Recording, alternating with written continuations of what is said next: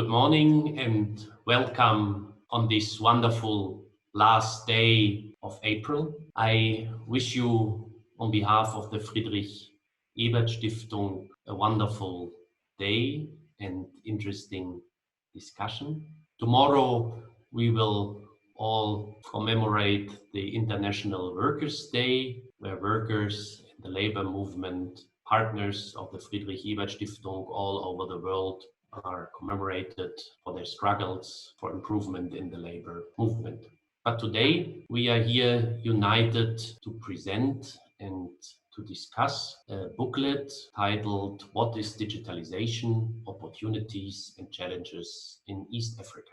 I hand over to the moderator, Yvette Ishimwe, and she will guide you through this morning. So I wish you a wonderful day and hope to see you soon in reality. Thank you. Welcome everyone to today's discussion about and presentation about the virtual booklet on digitalization. This pandemic has also presented to us a great opportunity to see how big and how impactful digitalization can be in our daily lives, even those who were not aware before the impacts of digitalization. And I'm going to hand this over to Jean-Claude, who is going to present to us this booklet. And today's discussion is going to really be mainly about what is digitalization, what are the opportunities, and as well as the challenges does it present to Africa, particularly to East Africa. So Jean-Claude, FES Program Coordinator, you're welcome to present to us more about this booklet, and I hope everybody is as curious as I am to learn more about what is in it for us today. Thank you.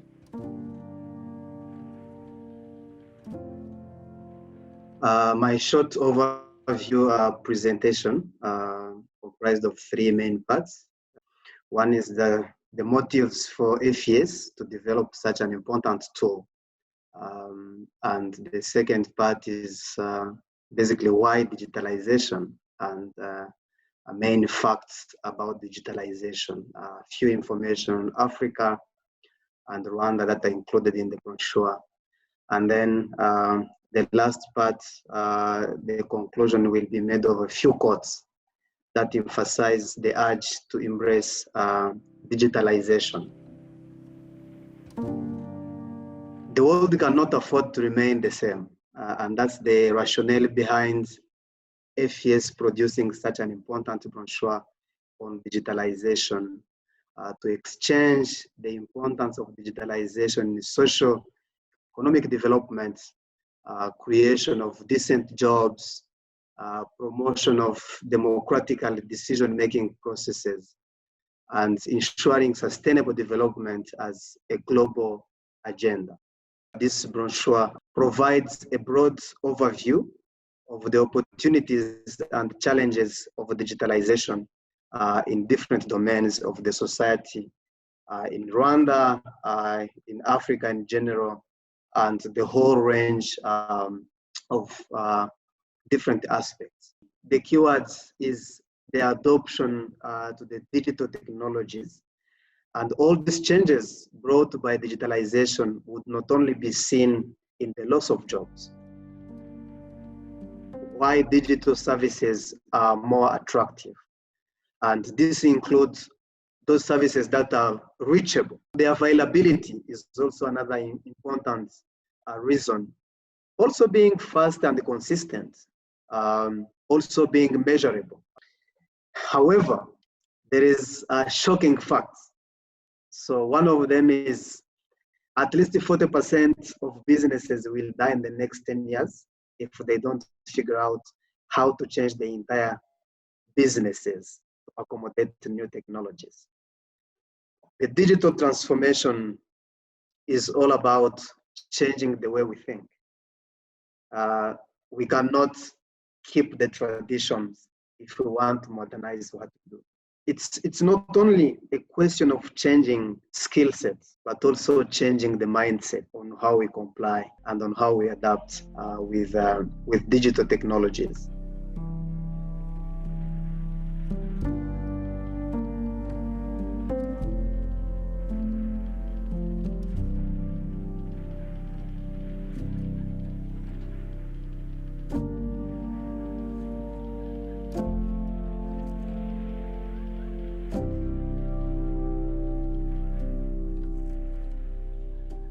all started in 2018 when we did our first seminars in Rubavu with, I'm sure some of you still remember, were participants, and it was actually about digitalization in Africa, and of course with the focus on Rwanda.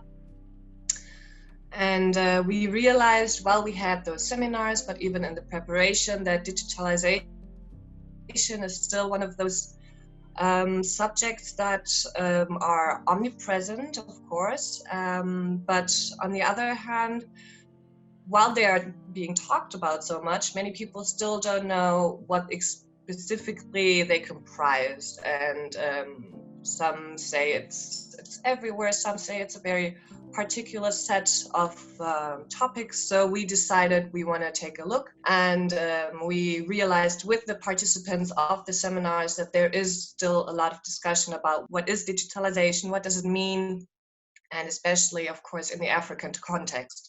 Again, in the Rwandan perspective, Rwanda is very forward in their digital efforts, and of course we wanted to focus on that also, so that is a big part of the booklet itself. So yeah, there were a lot of motivations for it, and I think one of the major ideas was also to focus on the ideas of the Friedrich Ebert Foundation focus, which is labor work, union work, and we wanted to see how digitalization affects these areas. I think it's very important to say that there's a lot of, or at least I found that in my research, there's a lot of contradicting statements when it comes to that, saying there is of course new job potential, many new markets are being created, but on the other hand, many traditional markets are suffering from it. So what we wanted to do is not give a definite answer to these questions, but just show that there is variety of approaches to the subject, and that there is no right or wrong, but it is a concept that is very complex, and we wanted to give a perception of that.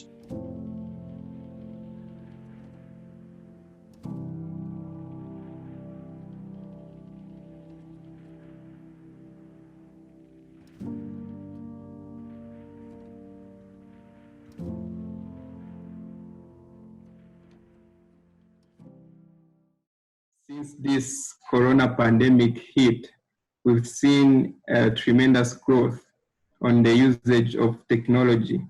For example, we were looking into statistics. We found that around hundreds of students from 66 new schools that we were working with before have already registered in our platform. And we count around 240% of active users increment. And this has read that activities that has been conducted into the platform has increased, actually multiplied 11 times, while the number of tests that they were conducting also increased to 1,151%.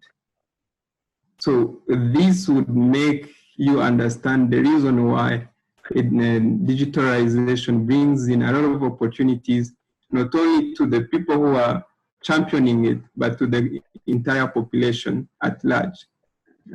This corona has taught us a lot of things, including how we need to digitize our business operations.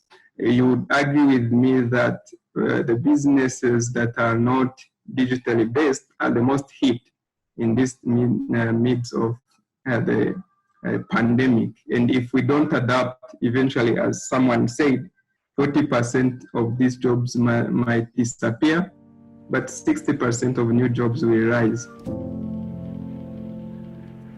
Thank you so much, Origene. And before I pass it over to the audience for questions, I think I'm curious to know, as we know, this artificial intelligence, digitalization, whatever, it's sort of a new language to many people, especially those who have no clue about, these technology things. And that means that also influence the decisions that we take about digitalization in our particular activities, businesses, schools, policies, and so forth.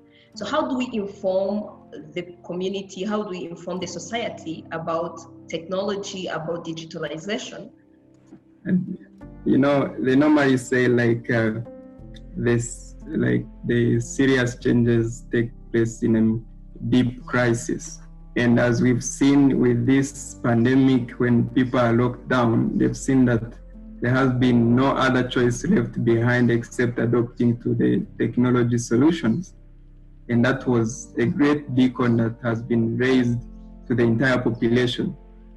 And taking into account of that, there are also some of the initiatives that has been raised across the nation that we cannot overlook. For instance, we have a digital ambassadors program that was initiated by the Ministry of Communication, ICT, that aims to bring 5 million people into adopting technology. And this one purposely focuses on creating awareness to the people how to use technology and afford services. For instance, like how can you pay electricity at home?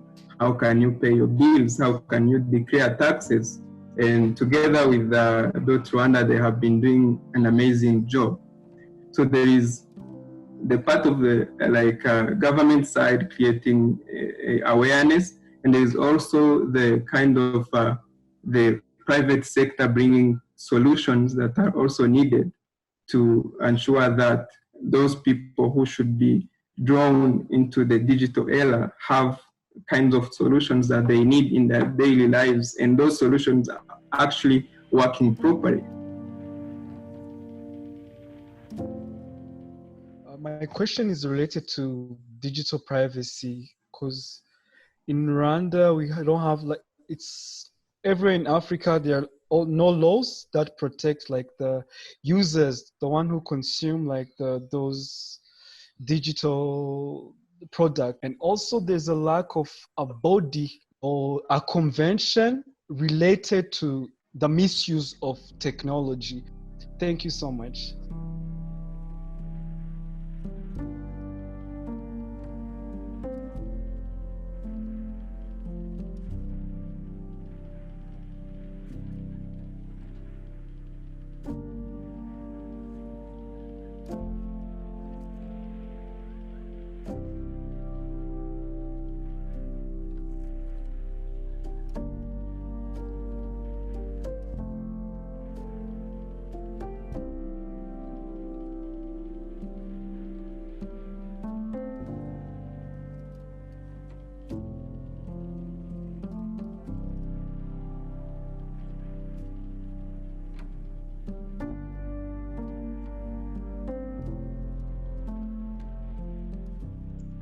Yes, it's a good question. The role of FES, I would say, is one of an enabler. We are not there to push anything onto people, but it's about the promotion of the benefits in general.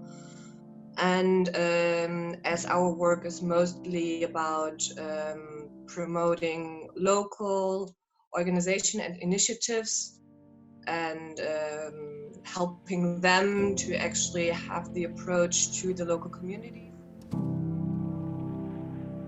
As we wrap up, I would like to give 1 minute to each of our speakers. And I also want to take this time to thank FES for this initiative that they brought in, for this research that they have made. It is a kind of an eye-opening research that has been made that can also be deepened in the level of creating awareness of what can be done as far as digitalization is concerned. So I thank you all. Sure. No, thank you so much to the audience and everyone for such interactive session. I think digitalization is the way to go. Embracing digital transformation is inevitable in this globalized world. So I think what we really have to focus on is that knowledge is the key here. Knowledge about the subject itself and about what might be the dangers of it. All this potential is only reachable when we have the knowledge about it. And I think that's what we all have to keep in mind when we talk about digitalization. Thank you. It was a very fruitful and informative conversation. And thank you everyone for your participation, for the questions, for your inputs. And this marks the end of our conversation for today. Have a great and productive day. Stay safe and stay home. Thank you.